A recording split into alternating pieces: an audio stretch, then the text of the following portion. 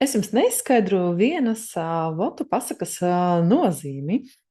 Šīs pasakas sižets ir sastopams arī citās kultūrās, bet konkrēti šī pasaka bija ņemta no votu tautas. Tātad divi biedri satikās un viens otram jautā: "Tu saņem tik daudz naudas, kur tu to visu liec?" Un biedrs saka: "Nu, vispār man ir, kur naudu likt. Mēs visi zinām, kur naudu jāliek, vai ne?" Ar vienu daļu es parādu atmaksāju, otru daļu es ūdenī iemetu, trešo daļu es aizdodu. Un biedrs saka: "Kāpēc tu esi tāds muļķis? Labāk krāj naudu." Un tad viņš atbild, pirms es paturpināšu, bija jautājums: kāpēc vīrs nekrāj naudu, bet izlieto tieši tā, kā stāsta mums votu tautas pasakā? Jums bija jāuzmina, kas ir parāds, kāpēc nauda tiek iemesta ūdenī un kam vīrietis naudu aizdod. Izskanēja vairākas atbildes, bija tuvu, bet ne gluži pareizi. Tātad pasakā turpinās šādi. Tas biedrs atbild: es maksāju parādu, baroju tēvu un māti. Metu ūdenī, baroju meitas. Viņas izaugs un apprecēsies. Es no viņām neko nesaņemšu. Aizdodu, baroju dēlus. Vecumdienās viņi mani baros.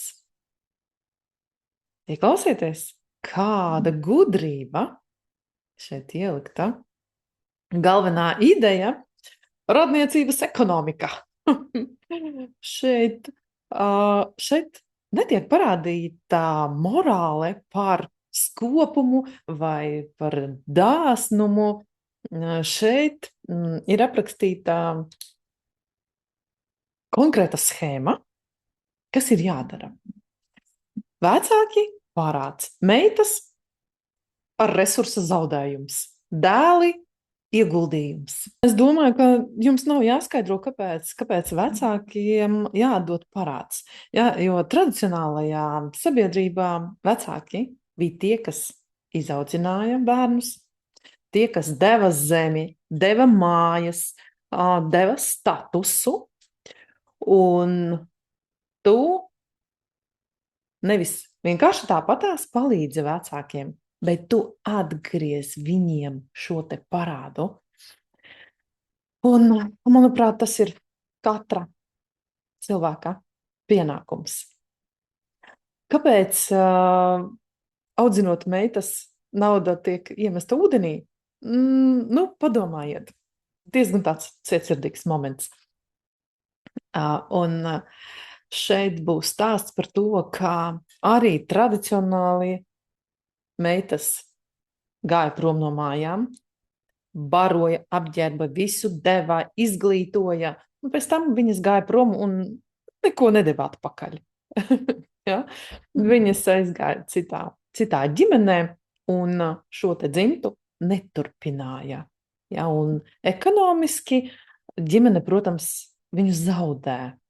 Un frāze naudu ūdenī iemest nozīmē to, ka nekas neatgriezīsies atpakaļ. Un ūdens vispār simbolizē pasakās tādu pāreju, ne tikai pasakās, pāreju, tādu pazušanu, neatgriešanos, ja, jo ūdeņi parasti nošķir mūs no šīs pasaules un viņa saules.